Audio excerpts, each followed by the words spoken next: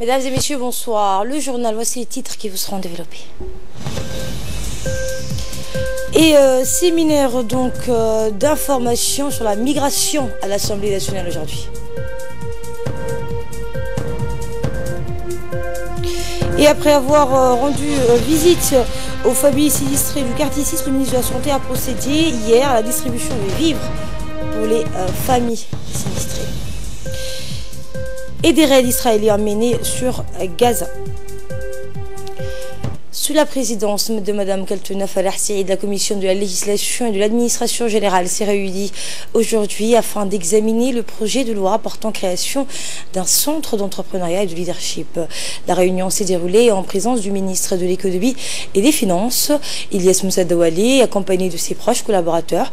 Le ministre a d'emblée fourni des éclaircissements détaillés sur ce texte de loi qui répond à la nécessité de créer un centre d'incubateur et d'accélérateur dans le but d'accompagner et d'encourager les jeunes promoteurs dans leurs perspectives innovantes. Les missions donc, de ce centre d'entrepreneuriat et de leadership consistent à la coordination et réforme des programmes d'entrepreneuriat et développement d'entreprise, la promotion des activités d'éveil et de développement des jeunes entrepreneurs et appui à l'incubation, la dynamisation des start-up et la stimulation de la compétitivité du secteur privé. Et après un échange fructueux, les parlementaires ont encouragé le représentant du gouvernement pour ce projet de grande envergure qui constitue la pierre angulaire du développement de notre pays. Et la discussion arrivant à leur terme, les commissaires ont donné leur avis favorable après les éventuels amendements qui ont été soulevés lors de la réunion quant à l'adoption à la prochaine séance publique. Et après une visite effectuée auprès des familles sinistrées du quartier 6 et dont les habitations ont été détruites à la suite d'un incendie, le ministre de la Santé, Dr Jamal Maouki, a procédé hier matin à la distribution des vivres, des vêtements, des matelas, des couvertures, des ustensiles de cuisine ainsi qu'une enveloppe de 50 000 francs pour couvrir les besoins courants des familles. Cette cérémonie s'est déroulée en présence de la maire de Djibouti-Ville, Mme Fatouma Ousmane, et du directeur général de la RTD, Abdelkader Ahmed Idriss. Il s'agit pour le ministre de la Santé de répondre aux instructions du chef de l'État, Ismaël Omar Guelleh, qui, dans pareille situation, exhorte tous les âmes charitables, les différents départements ministériels ou toute autre institution de porter assistance à travers leur soutien large et approprié à la population sinistrée. Dans cette optique, le Dr Jamal Maouki a également fait une annonce remarquable indiquant la gratuité de la prise en charge par l'ensemble du personnel de la santé. Le ministre de la Santé a indiqué qu'un élan de solidarité est en cours au sein de son département pour la reconstruction des logements des 2 sinistrés employés du ministère de la Santé.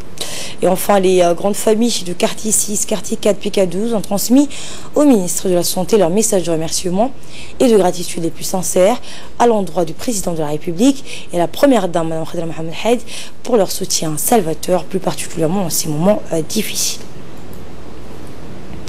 La maire de Djibouti-Ville, Mme Fatouma Ousmane, a précisé dans son intervention que ces donations interviennent dans le cadre de la solidarité sociale qui renforce les liens fraternels dans ces moments difficiles. Mme Fatouma Ousmane a par ailleurs appelé tous les autres départements à montrer donc plus de patriotisme et de solidarité. Et pour sa part, le ministre de la Santé a rappelé que cette action répond aux instructions du chef de l'État qui exhorte tous les âmes charitables, les différents départements ministériels ou toute autre institution de porter assistance à travers leur soutien large et approprié à la population sinistrée. Le ministre de la Santé a également fait une annonce donc sur la gratuité de la prise en charge par l'ensemble du personnel de la santé, tout en affirmant qu'un élan de solidarité est en cours au sein de son département pour reconstruire donc des maisons aux 2 sinistrés employés au ministère de la Santé.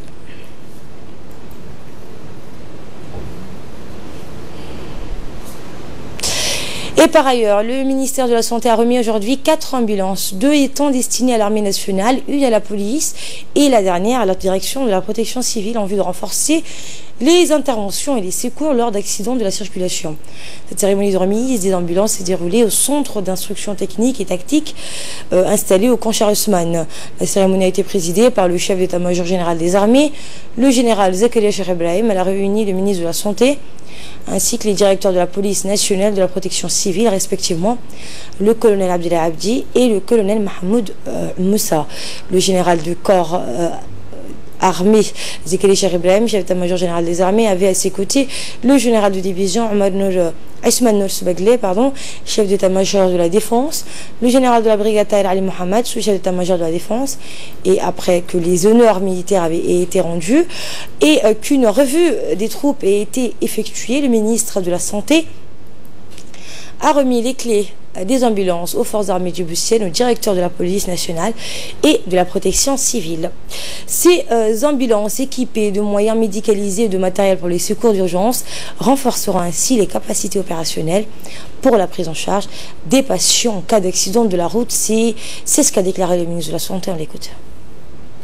Et à un don des véhicules aux différents corps militaires, police, à la protection civile du pays. Puisque, comme vous le savez, toute institution qui contribue à l'amélioration de la santé du peuple de la République du Djibouti doit avoir l'appui du département de la santé, puisque le ministère de la Santé est le ministère de de la santé publique, privée, parapublique et militaire dans tout le pays. En ce sens, nous devons appuyer en matériel, ou en équipement, ou en médicaments dans tous les corps. Ce qui nous a aujourd'hui motivé à donner 4 véhicules neufs, 2 à l'armée djiboutienne, et à la police et à la protection civile. 3 ambulances et une voiture de transport des matériel médical ou des médecins et autres. Nous avons auparavant donné aussi 8 autres, ce qui amène en total 12 véhicules ont été donnés aux différents corps du pays. Police, militaire, GR, garde-côte, protection civile, l'armée, ainsi de suite. Cela montre la volonté ferme du ministère de la Santé sur les instructions du président de la République. Également dans l'actualité, près de 500 candidats se sont présentés aux épreuves du baccalauréat en langue arabe dans les filières scientifiques et littéraires.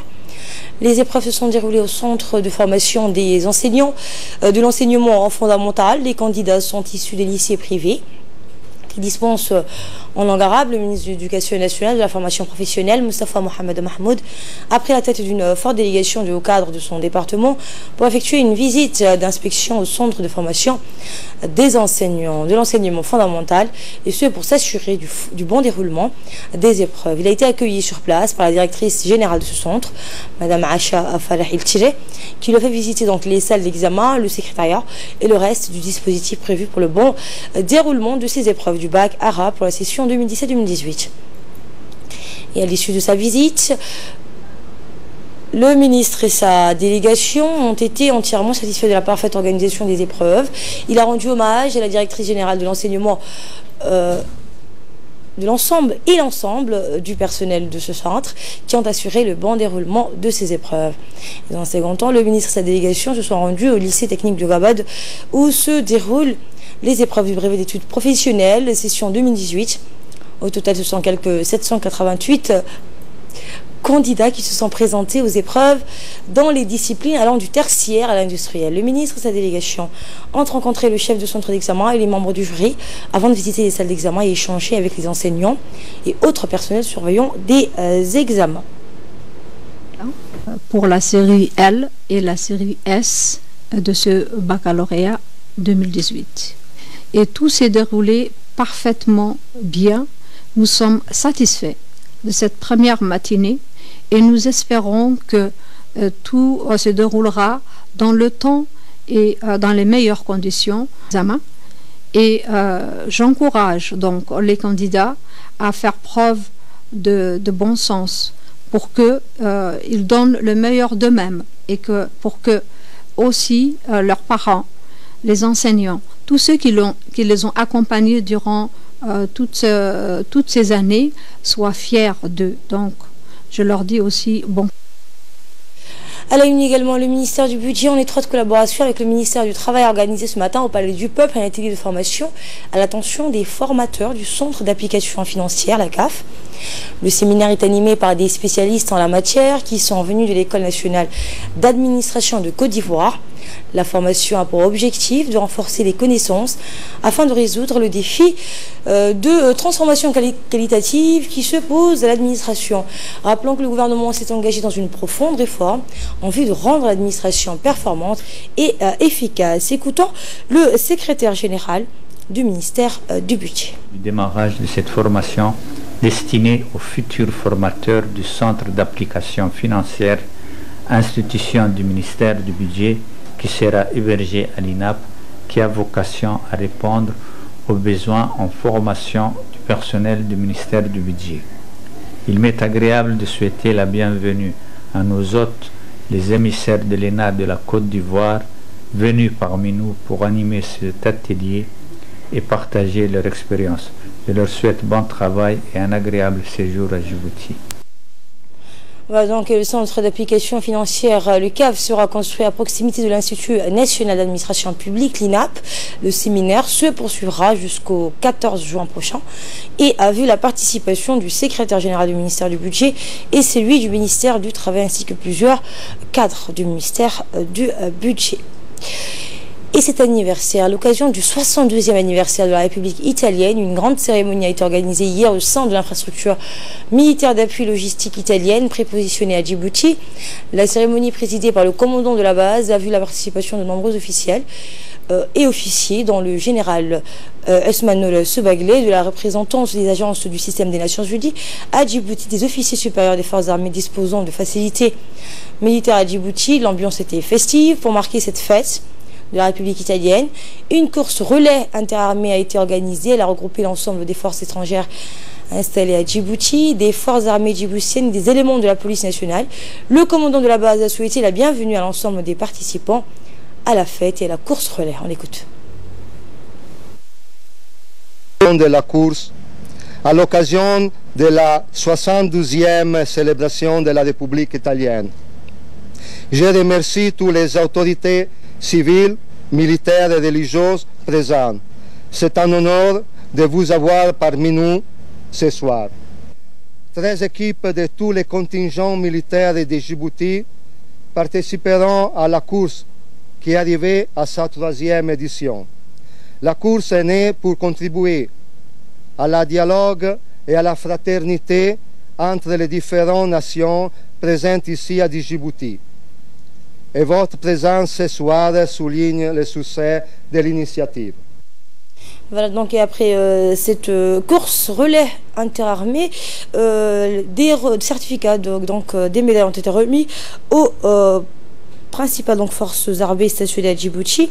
La remise des prix s'est déroulée. Donc le commandant de la base militaire italienne a remis des certificats à toutes les équipes qui ont participé à cette compétition. Ensuite, les 3 meilleures équipes ont pris la médaille de bronze et les trophées pour les forces armées japonaises, la médaille en argent et la médaille en or pour les forces armées françaises stationnées à Djibouti.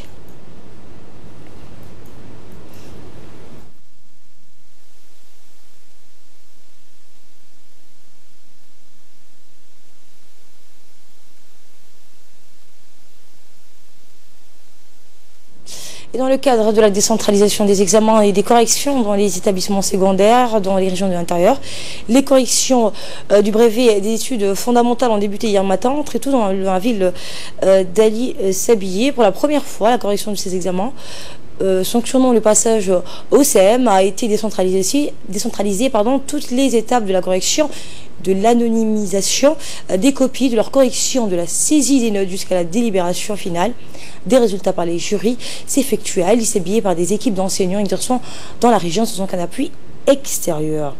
Et auparavant, donc, les copies des candidats rejoignaient les centres de correction de la capitale et la région, n'ont recevé en retour que des listes établies des admis. Après la décentralisation de la correction de l'OTI, l'année dernière, celle du BEF devient effective lors de cette session 2018. Désormais, la décentralisation gagne un peu plus de terrain chaque année dans les régions de l'intérieur. Écoutez le président du jury qui s'est réjoui du bon déroulement de la correction des épreuves à l'ICBI. Des examens du BEF donc, dans les régions comme à Djibouti, le mardi et le mercredi dernier. Aujourd'hui, à l'instar des autres régions, à l'ICBI, la correction se déroule pour la première fois. Et donc les travaux de correction, les professeurs correcteurs ont répondu tous présents et à l'heure au centre, chapeautés par le conseiller pédagogique disciplinaire. La correction se déroule dans les meilleures conditions. Social, à présent, dans la matinée d'hier, le conseil régional de Tadjoura a procédé à la distribution des vivres octroyés par Secours islamique saoudien dans la ville de Tadjoura et du village de Rwanda pour 700 familles vulnérables afin que la distribution se déroule à temps voulu. Le président du conseil régional de Tadjoura, Omar Hussein, a remercié infiniment les Secours islamiques saoudiens pour son aide noble octroyée destinée donc aux familles les plus démunies de la ville blanche. La population bénéficiaire association Secours islamique saoudien pour ce mois béni du Ramadan. Social toujours à Obok cette fois, où le conseil régional, où l'association Al-Kena a organisé un iftar collectif au CDC d'Obok.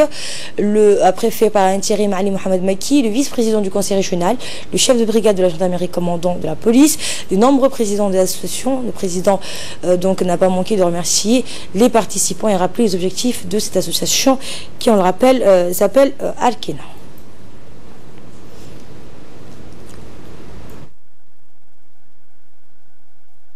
Sport pour clore l'actualité nationale, la fédération djiboutienne de tennis de table a organisé hier, ce week-end, la cérémonie de clôture du championnat national du tennis de table de la saison 2017-2018. La cérémonie de clôture, riche en émotions, a été présidée par le président de la fédération de tennis de table, Mohamed Amal, et a vu la participation du secrétaire général de la comité olympique national et les différents responsables donc, de la fédération de tennis. Cette cérémonie qui s'est déroulée au sein du stade Hassan Ouliad Absidon a été une occasion pour démontrer les efforts mis en place par le comité de gestion de la fédération de tennis de table qui consiste à suivre la politique du développement du sport, celle donc sur instruction du président de la République. En effet, dans cette cérémonie de clôture, la fédération de tennis de table a projeté les différentes activités de cette année et puis à la fin de la cérémonie, la fédération a entamé une remise de trophées aux différents champions de ce tournoi. Pour la saison sportive, 5 championnats nationaux et 2 tournois open. Une année riche en activités pour la fédération djiboutienne de tennis de table et une année de la réussite. Pourquoi j'ai dit une année de la réussite? Parce que